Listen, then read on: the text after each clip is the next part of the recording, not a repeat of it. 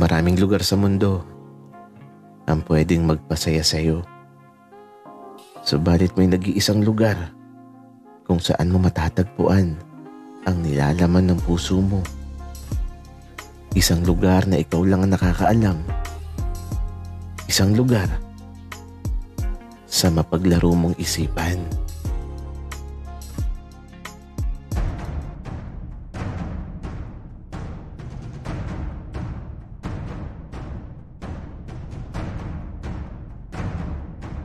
Kaibigan, huwag mong kalimutan mag-subscribe sa aming channel at huwag din kalimutan i-click ang notification bell at subscribe button. Subscribe na!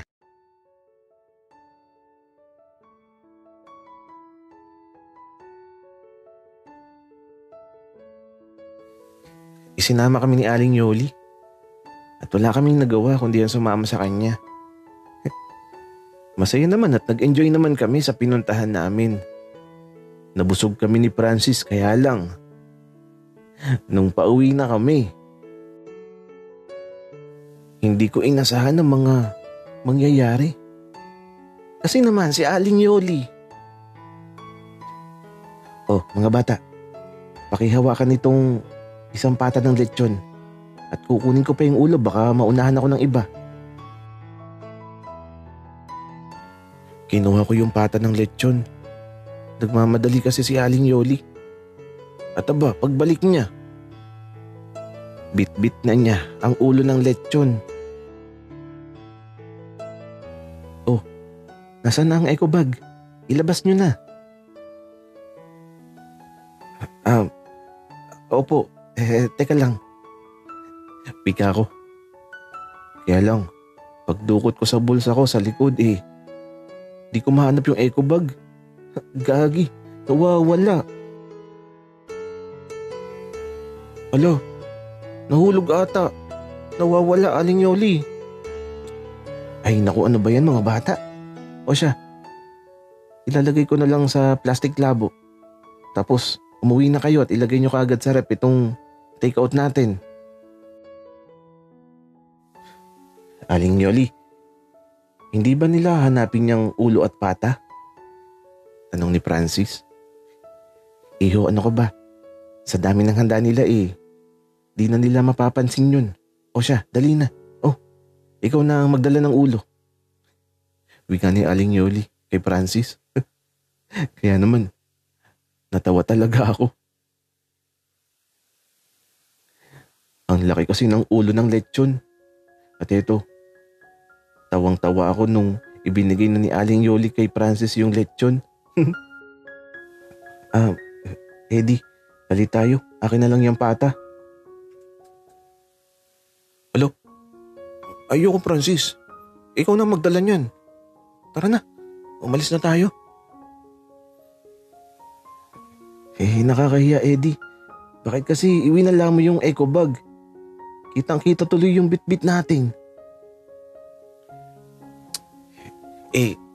Francis, mali ko pa na mawawala yun. Basta, ilagay ko sa bulsa ko. Tapos nawala bigla. Oh, mga bata. Mamaya na kayong magsisihan. Umuwi na kayo. Tara, at sasama ko kayo sa sakayan. Mauna na pati kayo at mukhang madami ba akong magagamit na plastic labo ngayong araw na to.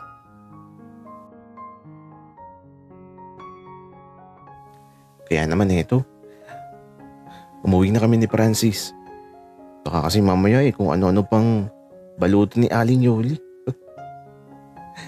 Nakakahiya talaga. Kasi naman, ang daming nakatingin sa amin.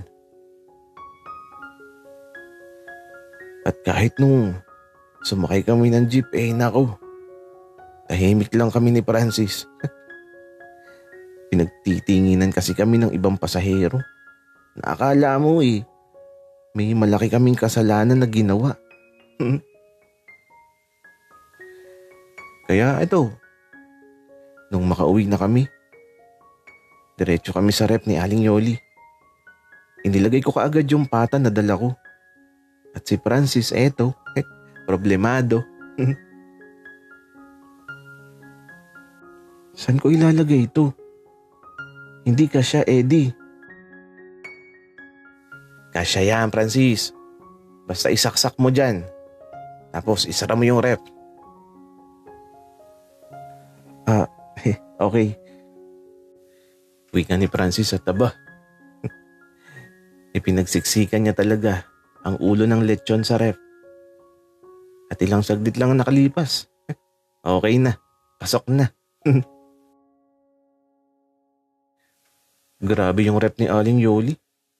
Punong-puno ng laman. Kaya siguro masarap yung mga pagkain namin. Kasi mga galing sa handaan.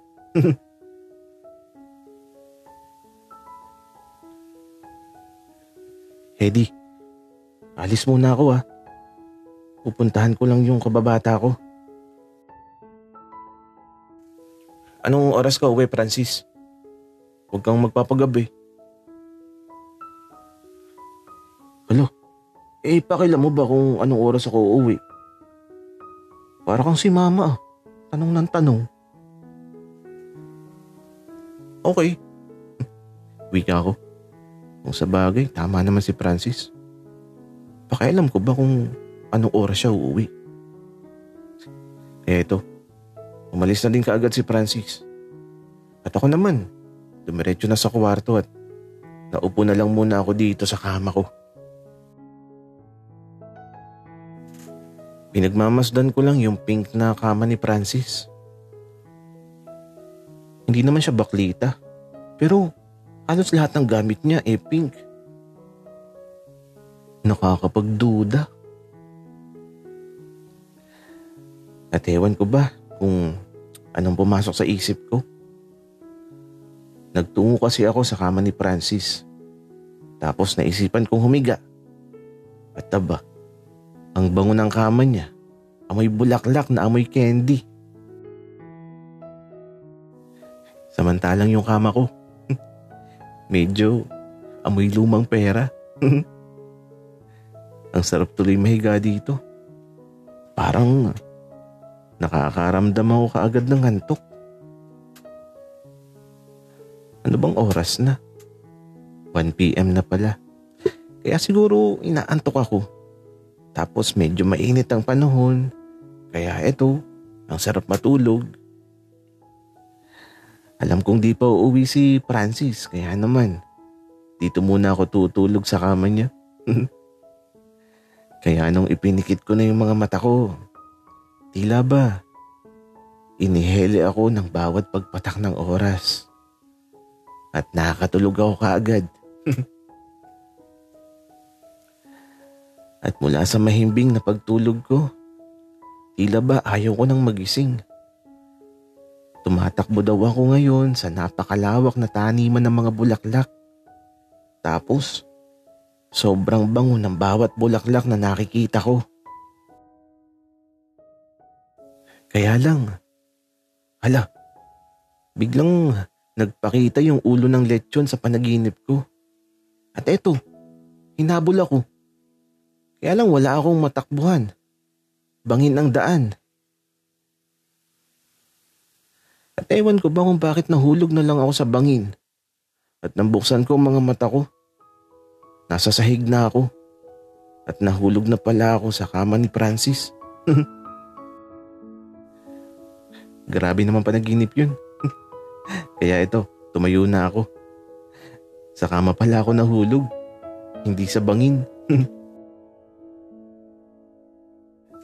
Pero teka nga, napakahaba pala ng tulog ko. 6 PM na at may naamoy akong masarap. At medyo mainit pa din kaya nagubad muna ako ng damit at eto, nagtungo ako sa kusina. Aling Yoli, ano yan? Nakita ko kasi si Aling Yoli na nagluluto sa kusina. Oh, gising ka na pala, iho.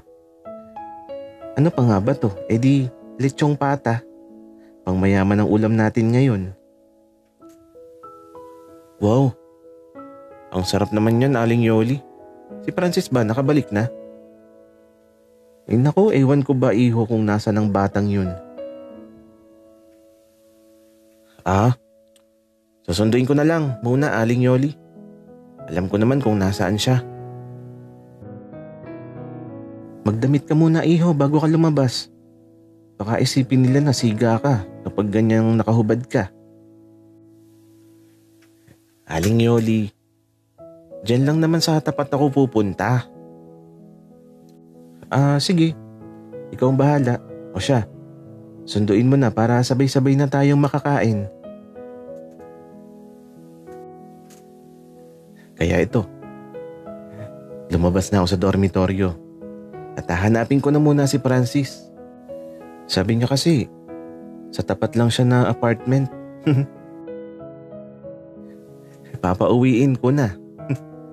At inabot na ng gabi ang Disney princess kong kasama sa kwarto.